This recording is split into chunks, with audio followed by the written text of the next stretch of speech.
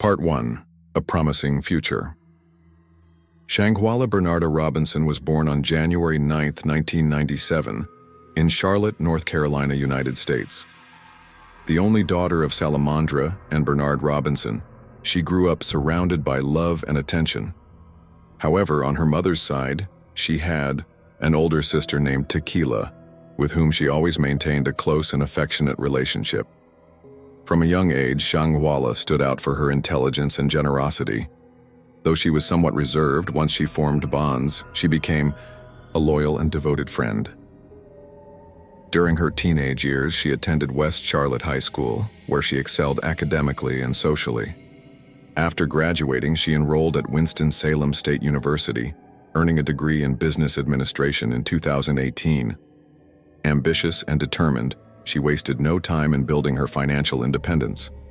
By the age of 25, she was already the owner of 2 successful businesses.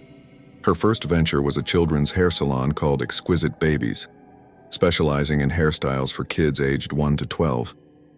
The second was Exquisite Boutique, an online fashion store where she sold stylish clothing and accessories. Her talent and creativity helped boost both businesses, establishing her as a promising young entrepreneur. Beyond her entrepreneurial skills, Shanquella was also very active on social media. She frequently shared photos, tips, and special moments with her followers, which helped expand her customer base. Her lifestyle drew attention, and the success she was achieving seemed to be just the beginning of a bright future. Another one of Shanquella's greatest passions was traveling. Exploring new places inspired her and helped her recharge her energy. Like many people, she loved posting about her travels on Instagram and Snapchat. Her clients enthusiastically engaged with her posts, commenting and further strengthening her network. In October 2022, Shanquella told her parents that she was planning a special trip with her college friends. The group consisted of 7 people, including her longtime best friend, Khalil Cook. Alongside him, Shanquella would also be traveling with Malik Dyer, Sam Patrick, Nazir Wiggins, Winter Donovan, Alice Hyatt, and John A. Jackson. Their chosen destination was Cabo San Lucas, a tourist city located at the southern tip of Mexico's Baja California peninsula. The place was famous for its stunning beaches, water activities, and vibrant nightlife. To make the experience even more special, the group rented a luxurious house inside the Puerto Los Cabos resort, which offered a high-end infrastructure. The residence featured 5 suites, multiple living rooms, an indoor and outdoor kitchen, a solarium, and a private pool. The plan was to spend an unforgettable weekend and return to the United States on October 31st, just in time for Halloween. However, the trip was far from cheap. The house rental alone cost $1,600 per night, and with additional expenses for flights, transportation, food, parties, and alcohol, the total costs were significantly high, especially for young adults in their early 20s. Despite the steep price, the group was excited, as the trip was also meant to celebrate the birthdays of 2 members, John A. Jackson and another individual whose identity was not officially confirmed. On the morning of October 28, 2022, a Friday, everyone boarded their flight from Charlotte Douglas International Airport, except for Nazir Wiggins, who would be traveling separately and joining the group the next day.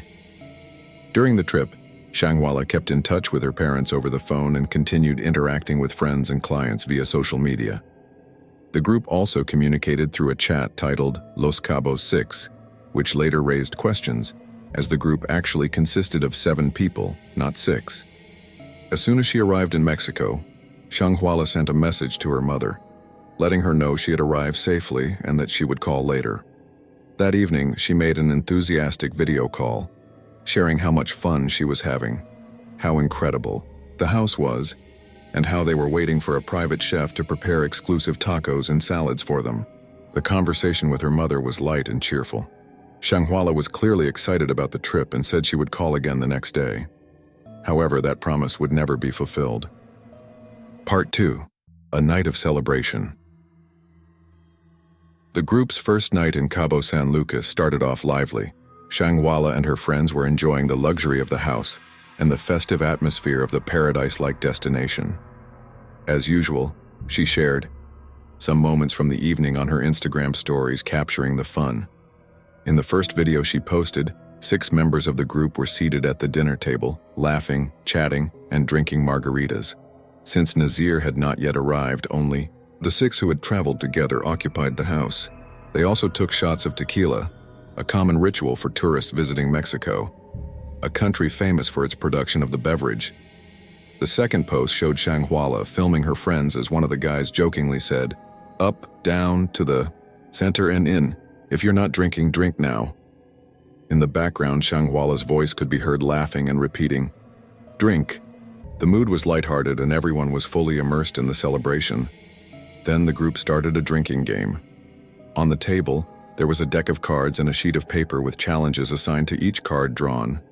The first rule read, Aloud stated that all the girls wearing false eyelashes had to either remove one or take a shot of tequila. The girls reacted with murmurs and laughter, but the video didn't show if anyone actually removed their lashes or opted to drink instead.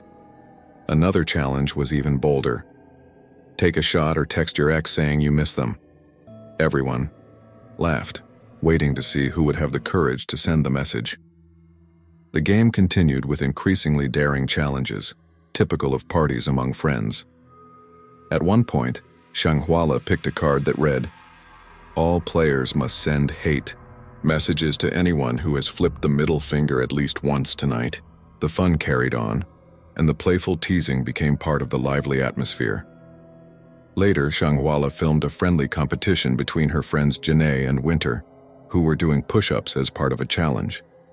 As they struggled to complete the task, Shanquella playfully teased Janae, "Now we know you don't train your chest at the gym." Her comment made everyone burst into laughter. The last post of the night showed Shanquella walking through the house, seemingly looking for her friends. She filmed the empty rooms while calling out, "Hey guys, where are you? It shouldn't take this long to change clothes, right?" Apparently, everyone was getting ready for a swim in the pool, but Shanquella, already prepared, was waiting. Alone. The video ended without anyone showing up. However, something strange happened shortly after. Shanquella reached one of the bedrooms and found 5 of her friends gathered, speaking in hushed tones behind closed doors. When they noticed her presence, they all looked visibly uncomfortable. Their body language suggested they had either been talking about her or were hiding something they didn't want her to know. That was the last video Shanquella ever posted.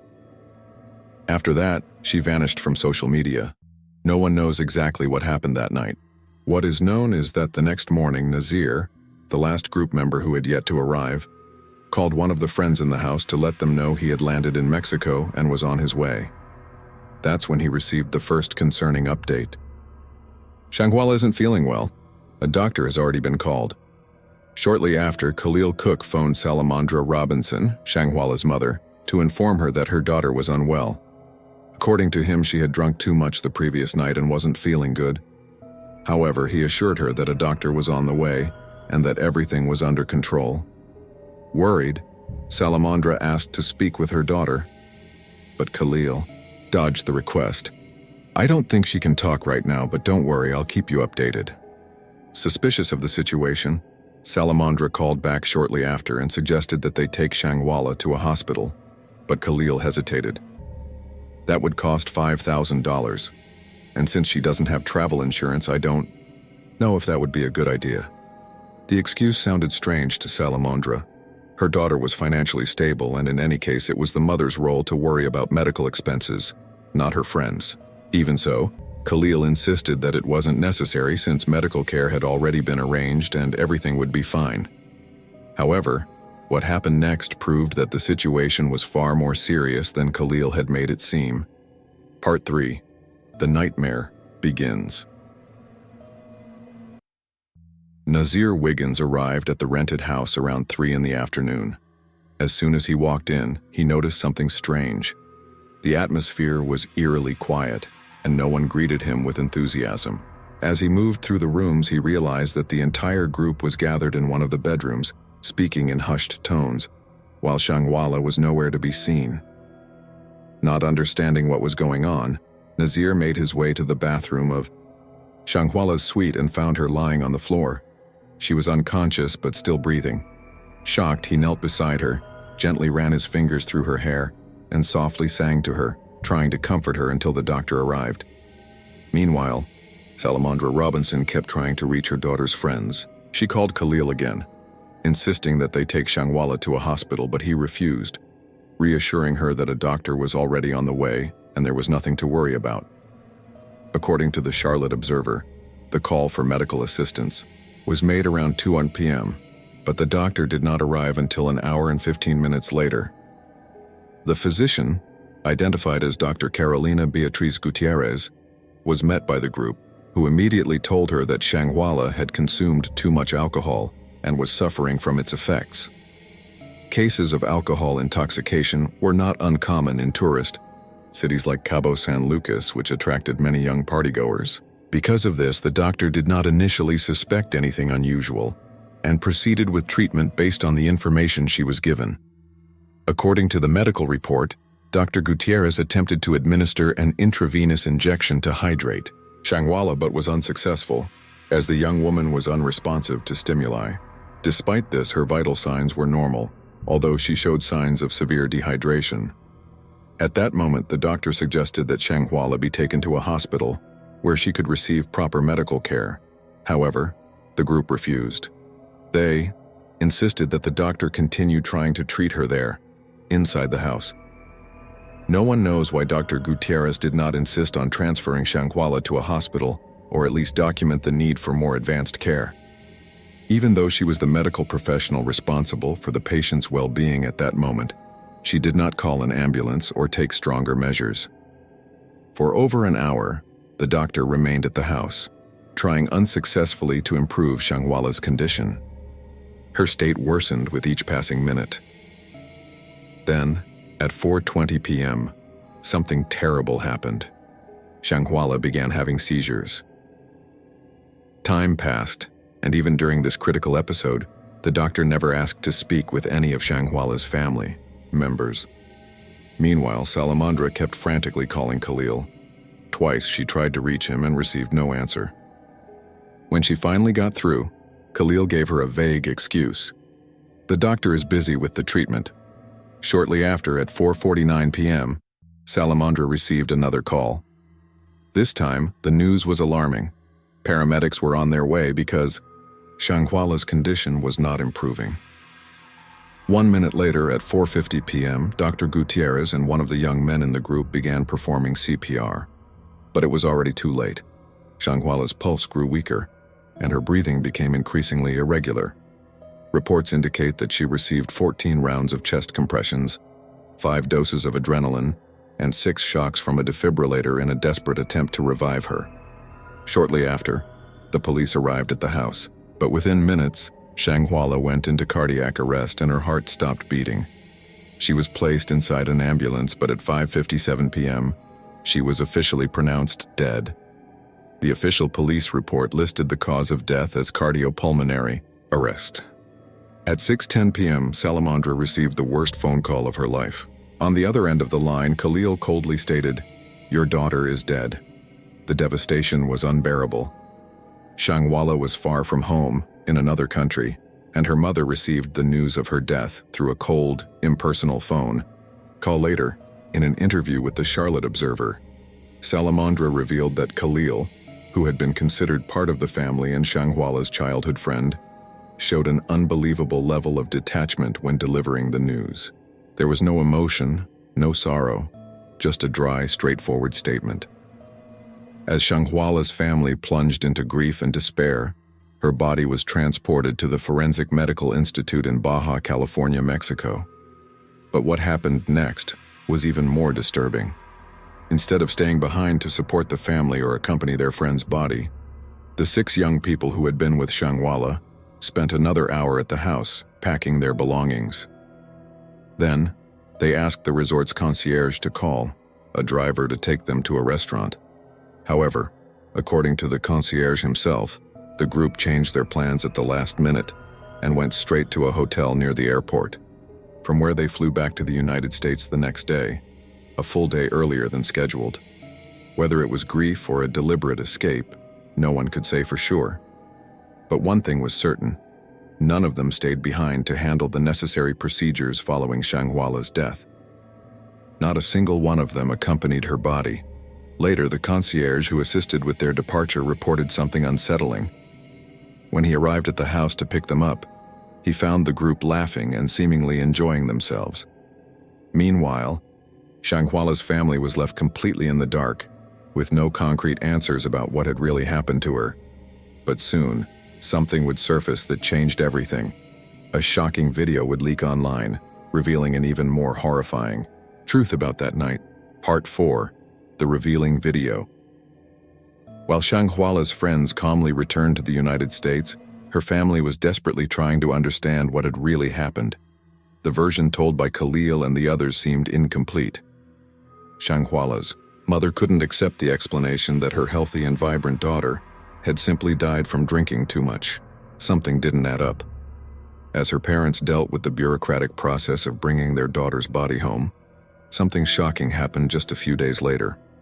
A video began circulating online, revealing a much darker reality about what had occurred in Cabo San Lucas. The video, recorded by one of the group members, showed Janae Jackson brutally attacking Shanquella. The scene was disturbing. Shanquella was completely naked, unable to defend herself, while Janae struck her repeatedly. She delivered violent punches and slaps, mercilessly throwing Shanquella to the ground. The footage revealed that other people were in the room during the attack. They stood by, watching everything unfold without intervening. Even worse, a male voice could be heard egging Janae on. "Come on, Shanquella, aren't you going to fight back?" Dazed and weak, Shanquella could barely react. The brutality, captured in the video, was infuriating. People who were supposed to be her friends not only allowed the violence but also filmed it and encouraged it. The video hit Shanquella's parents like a bombshell. Up until that moment, they had still believed their daughter had suffered a sudden medical emergency. But the images made it painfully clear she had been brutally beaten. Rage spread through the Robinson family and their community. How could Khalil, a childhood friend, and the rest of the group return home as if nothing had happened? It didn't take long for the video to go viral on social media, gaining nationwide attention. Outraged internet users began demanding justice for Shanquella. Questions flooded the online discussions. Why did the friends return to the US so quickly? Why didn't they mention the attack? How could they look Shanquella's parents in the eye and lie? The public outrage grew by the day.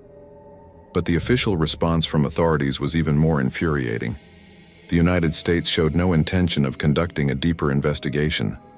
Meanwhile, in Mexico, authorities initially ruled Shanquella's death as an accident and did not launch a criminal investigation. Desperate for answers, Bernard Robinson, Shanquella's father, began calling the Forensic Medical Institute and the Mexican police nonstop. But no one answered his calls. When he finally got through to someone, he received even more shocking news. The person on the other end of the line told him, "Mr. Robinson, your daughter did not die in the doctor's arms. She was found dead in the bathroom by a hotel maid." The impact of that revelation was devastating. Not only had Shanquella's friends lied, but the official version of events was also filled with contradictions. Searching for more details, Bernard reached out to the concierge of the resort, where the group had stayed. What he learned was even more disturbing. "From the very beginning, I noticed that your daughter was being excluded by her friends. During dinner, she seemed left out, and they waited hours before calling a doctor." Piece by piece, it became clear that Shanquella had not been among real friends on that trip. Armed with this new information, Bernard finally managed to have a full autopsy conducted by a Mexican medical examiner. The findings were horrifying. Shanquella did not die from alcohol intoxication. She suffered a severe spinal cord injury. The same report stated that Shanquella died approximately 15 minutes after sustaining the injury. In other words, while Khalil and the others were telling her mother that she was just drunk, Shanquella was already dead. Furthermore, a toxicology report confirmed that there was no alcohol in her system. This revelation destroyed any remaining credibility that the group might have had. They had lied from the very beginning. Even so, Mexican authorities ruled Shanquella's death an accident and closed the case without launching an investigation. In the U.S., the State Department also failed to take action. The only advice they gave the Robinson family was to hire a private investigator if they wanted more answers. Adding to their pain, the Robinsons were forced to pay $6,000 to bring Shanquella's body back home. Ironically, this was less than the $5,000 Khalil had claimed was needed to take her to a hospital in Mexico. When Salamandra opened the casket and saw her daughter's body, she had visual confirmation of what her heart had already known.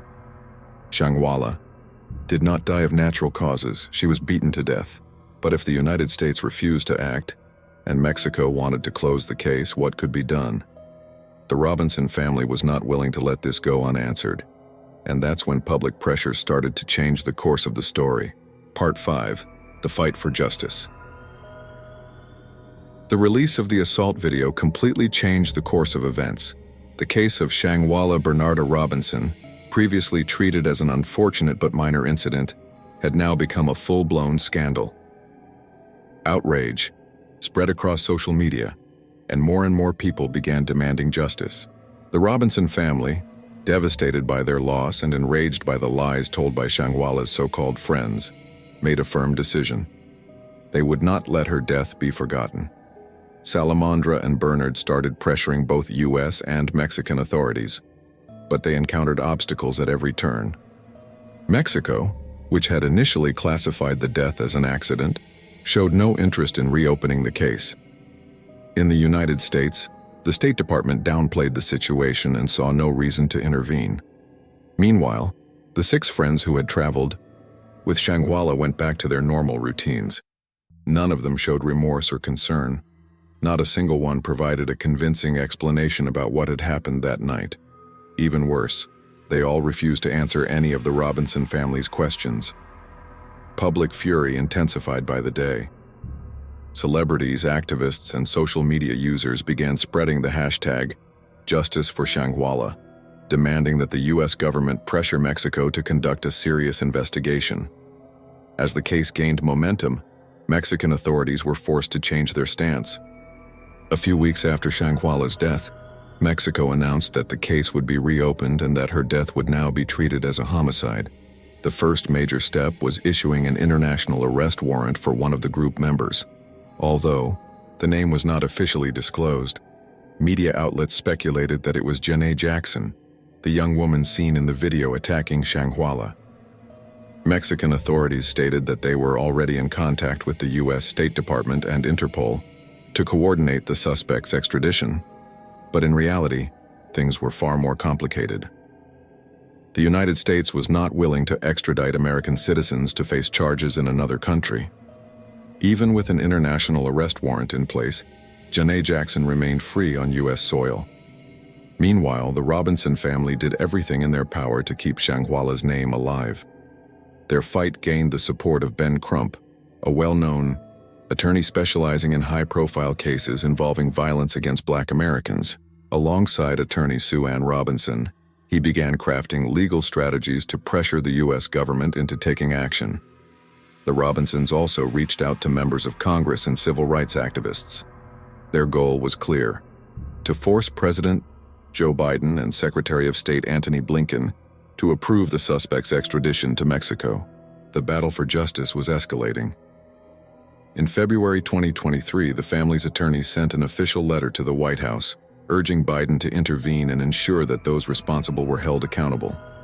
Political and social pressure was mounting, but the U.S. government showed no urgency in responding. Then, in April 2023, another shocking development occurred. The FBI concluded its investigation into Shanquella's death. The results were devastating for the Robinson family. After months of analysis, the FBI announced that it had not found sufficient evidence to indict any of Shanquella's friends. This meant that, in the eyes of U.S. authorities, there was no justification to arrest or extradite Janet Jackson or anyone else from the group. The decision outraged the Robinson family and their supporters. How could there be insufficient evidence when the video clearly showed Shanquella being brutally assaulted? The FBI's response was cold and bureaucratic. According to officials, the medical report conducted in the United States showed inconsistencies when compared to the Mexican autopsy. The U.S. examination claimed that Shanquella did not have a broken neck, as stated in the Mexican report. Instead, their analysis suggested that she had suffered a severe head trauma and a spinal cord contusion, but without major fractures. Based on these findings, the FBI concluded that there was not enough evidence to prove that Shanquella had been intentionally murdered. In practical terms, this meant that the United States would not proceed with Mexico's extradition request. The Robinson family, along with everyone who had been following the case, was consumed by anger. They had waited months for justice, only to be told that no one would be held accountable for Shanquella's death. The frustration grew even deeper when the family's lawyers requested access to the FBI's investigation documents and were denied. The justification?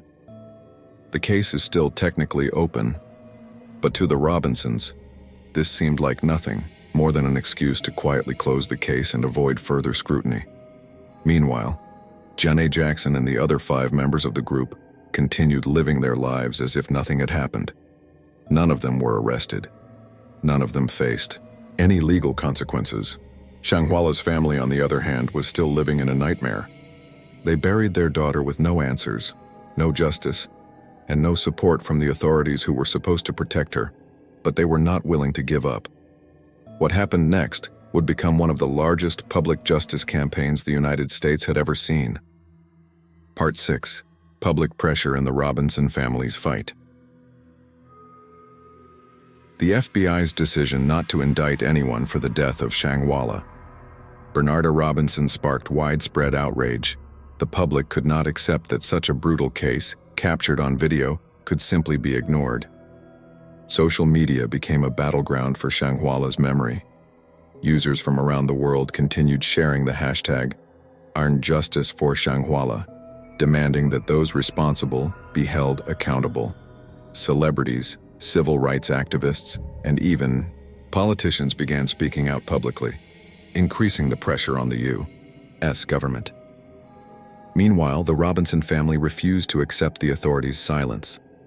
Salamandra and Bernard Robinson were determined not to let their daughter's death be forgotten.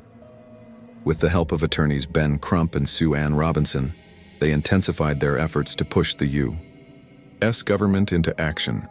Their strategy was clear: turn the case into a national issue and force President Joe Biden to take a stand. In May 2023, the family's attorneys held a press conference outlining all the failures in the investigation and denouncing the government's inaction. Sue Ann Robinson was direct. How can a group of young people watch their friend be beaten to death, lie about what happened, and simply return home as if nothing ever happened? How can a government ignore such an obvious crime? The press conference had an immediate impact. Shanquella's case was back in the spotlight, covered by major newspapers and news channels across the country. Amid the growing pressure, the U.S. State Department released an official statement claiming they were closely monitoring the case, but could not intervene directly in legal decisions. The response was deemed insufficient by the family and supporters of the Justice Campaign. The Robinsons did not give up. They sent another letter to the White House, requesting a meeting with President Biden and Secretary of State Antony Blinken. Days passed without a response. Meanwhile, the 6 friends who had been with Shanquella in Cabo San Lucas remained completely silent. None of them gave any public explanation about what happened on that trip, but the pressure on them was mounting. As the public campaign for justice gained momentum, reporters began investigating and tracking down those involved. Some were found living their lives as usual, going to parties and enjoying their freedom without any consequences. The outrage grew even stronger. How could anyone have fun after witnessing or participating in something so cruel? Given the circumstances, the Robinson family's attorneys shifted their approach. If the U.S. refused to extradite the suspects to Mexico, then the American government should prosecute them on U.S. soil. The idea was simple. Shanquella was a U.S. citizen, and even though the crime occurred in Mexico, the individuals involved were Americans and could be tried in federal court. The family's legal team submitted a new petition urging the Department of Justice to open a federal investigation to determine whether Shanquella had been a victim of a crime under conditions that would allow prosecution in the U.S. The legal battle intensified, but time kept passing and authorities were still slow to act. In June 2023, Shanquella Robinson gave an emotional interview on Good Morning America, making a desperate plea. "My daughter was brutally killed. I just want justice." If she were the daughter of a politician or someone influential, this case would have been resolved months ago. Shanquella's words resonated across the country. Civil rights movements began pressuring the Biden administration more aggressively. They argued that if Shanquella had been a wealthy white girl, the case would have received a much quicker and more effective response from authorities. The debate over racism in the U.S. justice system reignited. Behind the scenes, the Robinson family's lawyers kept fighting for answers. They sent petitions to Congress, seeking support from lawmakers who could pressure the Department of Justice into taking action. But with each passing day without a concrete response, the Robinsons' pain and frustration only grew. By the end of June 2023, after months without resolution, Shanquella Robinson made a radical decision. She would personally go to Washington, D.C. to demand answers. Shanquella's mother would not let her daughter's death be forgotten. What happened next would mark one of the most powerful moments in this fight for justice. Part 7. The fight reaches Washington. Faced with a lack of answers and the inaction of U.S. authorities, Shanquella Robinson knew it was time for more direct action. In July 2023, she traveled to Washington, D.C., accompanied by her attorney, Ben Crump, determined to personally pressure the government and demand accountability.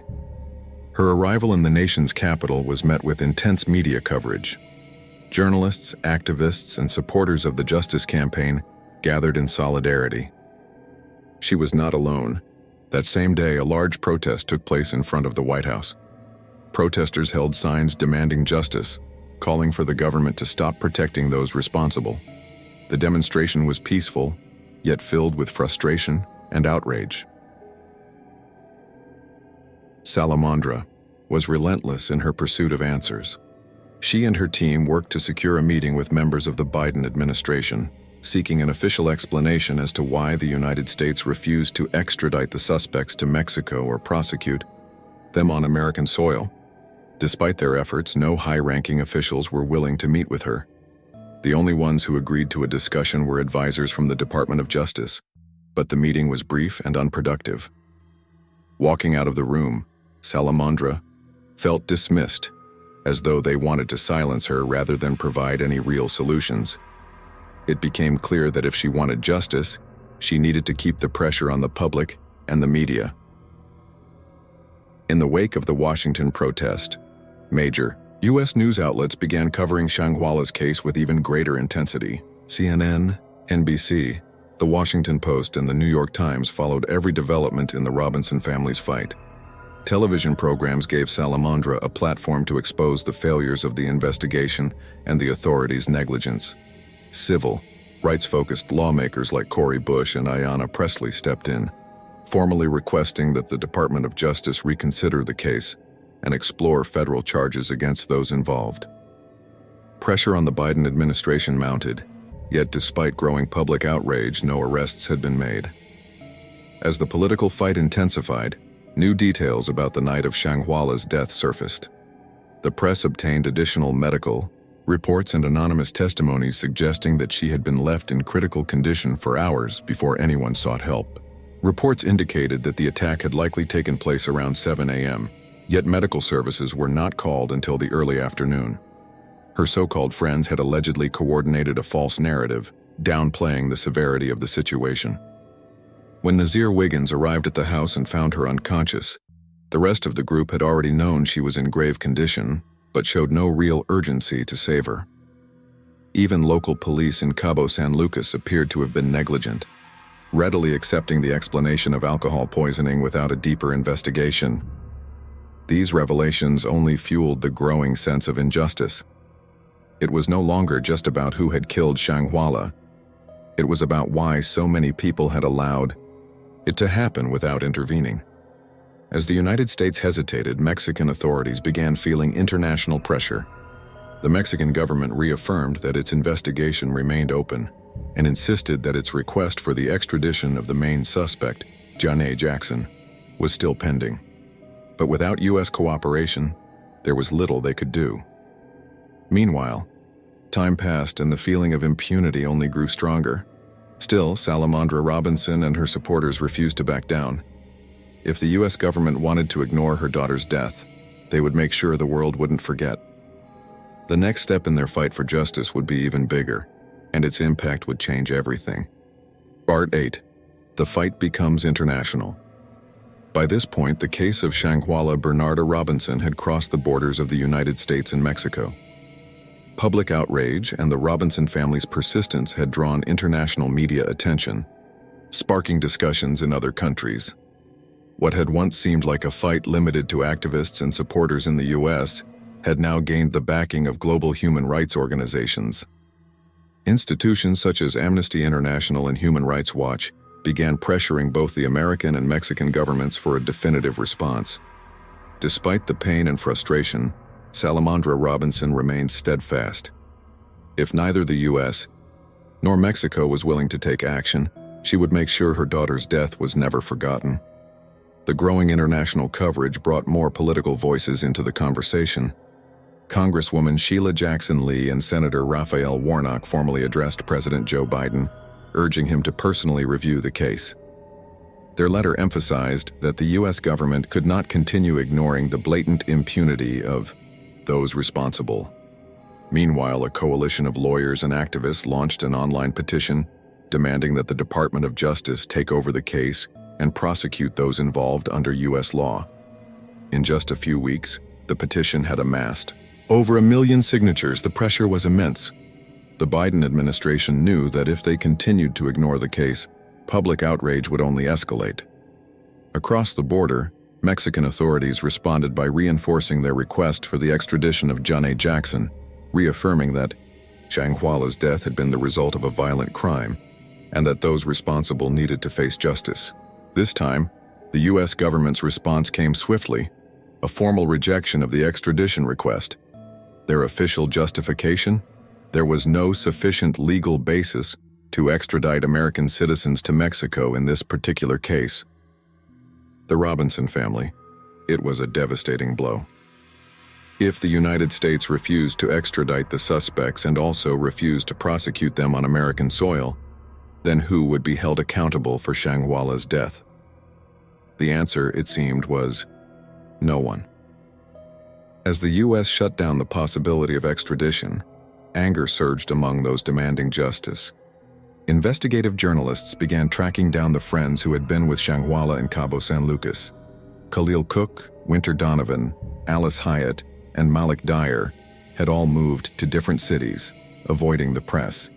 Janet Jackson, the primary suspect, had disappeared entirely from social media and had not made a single public statement since returning to the U.S. Nazir Wiggins, the only one who had seemingly shown any concern for Shanquella on the day of her death, also remained silent. Despite mounting public pressure, none of them had been arrested or officially charged in the United States. The sense of impunity was unbearable for the Robinson family. Shanquella asked herself over and over again, how could someone be filmed, brutally beating her daughter to death and still be allowed to live freely? With no response from the government, the Robinson family and their supporters intensified their efforts. Protests erupted in cities across the country, including Charlotte, Washington, D.C., and New York. Marches took place in front of the Department of Justice, demanding that the FBI reopen the investigation. The Justice for Shanquella campaign continued to gain momentum on social media, reaching millions worldwide. The Robinsons knew their fight for justice would not be easy, but giving up was never an option. The next step in their battle would take an unprecedented turn, directly challenging the U.S. justice system. And this time, the government would no longer be able to ignore them. Part 9. The Last Resort. With each passing day, the feeling of impunity grew stronger. The U.S. government's refusal to extradite Janet Jackson to Mexico had been a devastating blow to Shanquella's family, But Salamandra Robinson refused to accept that her daughter's death would go unanswered. If the criminal justice system was unwilling to act, she would find another way to seek justice. That was when the idea of taking the case to civil court emerged. With the support of attorneys Ben Crump and Sue Ann Robinson, the family filed a wrongful death lawsuit against Janae Jackson and the other members of the group who had been on the trip. If they couldn't hold them criminally accountable, they would at least force them to answer in court in some way. The goal was not just financial compensation, but, above all, exposing the truth, forcing those involved to explain themselves, and potentially opening the door to new investigations. The lawsuit argued that Janae Jackson was directly responsible for Shanquella's death, as evidenced by the video of the brutal attack, while the other members of the group were complicit by allowing the violence to unfold without intervening. It also highlighted their negligence in waiting hours to call for medical help and refusing to take Shanquella to a hospital, despite clear signs that she was in critical condition. As soon as the lawsuit was announced, the defendants' lawyers immediately attempted to have it dismissed. They filed motions to throw out the case, arguing that there was insufficient evidence to hold their clients civilly liable, echoing the same reasoning the FBI had used to justify the lack of criminal charges. But public pressure was too strong to be ignored. The case had already gained international attention, and new witnesses began coming forward with information that cast even more doubt on the story told by Shanquella's so-called friends. Reports surfaced indicating that Janae and the others had coordinated their statements before returning to the U.S., ensuring that they all stuck to the same narrative, that Shanquella had died from alcohol poisoning, while deliberately omitting any mention of the violent assault. This was a crucial revelation, suggesting a calculated effort to cover up the truth. If proven, it would not only support the claim that Shanquella was attacked, but also that those involved had denied her a real chance of survival. In response to the lawsuit's growing public impact, the U.S. Department of Justice finally broke its silence. A spokesperson announced that the government would re-evaluate the case to determine if new evidence could justify criminal charges. It was a small breakthrough, but far from the justice the Robinson family sought. Time was running out. The suspects remained free, and the family's last move had to be a decisive one. The fight was not over yet. The final stage of this battle was about to begin. Part 10. The Legacy of Shanquella. The wrongful death lawsuit filed by the Robinson family against Janae Jackson and the other individuals involved marked a turning point in the fight for justice. While it did not replace a criminal conviction, the case reignited public attention and forced the suspects to respond. After months of avoiding the press, they now had to face a courtroom. The public, closely following every development, continued to pressure authorities, refusing to let the truth be buried. Meanwhile, the Robinson family's legal team relentlessly pushed for the U.S. government to reopen the criminal investigation. As the civil case progressed, the defendants' defense grew weaker. Every detail of the incident was being scrutinized, new witnesses emerged, contradictions were exposed, and the fabricated story that Shanquella had simply consumed too much alcohol completely fell apart. Despite the overwhelming public outcry and clear evidence of the brutal attack, the U.S. government remained hesitant. Even as pressure mounted, the FBI refused to bring new charges against the suspects. Mexico, still awaiting extradition, seemed destined to wait in vain. With little hope for criminal justice, the Robinson family chose to channel their pain into something greater. Determined to prevent other families from enduring the same suffering, Salamandra and Bernard established a foundation in their daughter's name. The organization was dedicated to supporting families facing similar injustices and advocating for legal reforms to ensure cases like Shanquella's would never be ignored again. Time passed, but the memory of Shanquella Bernarda Robinson remained alive. Her story became a powerful symbol in the fight against impunity, inspiring thousands to demand transparency and accountability in cases of violence against Black women in the United States and beyond. The people responsible for Shanquella's death may have escaped criminal punishment, but they could never escape the weight of the truth. Her name would never be forgotten. And now we want to hear your opinion. What do you think about this case? Do you believe those responsible can still be brought to justice? Leave your comment below and join the discussion. Don't forget to like the video, subscribe to the channel, and turn on notifications to keep following stories like this one. See you next time.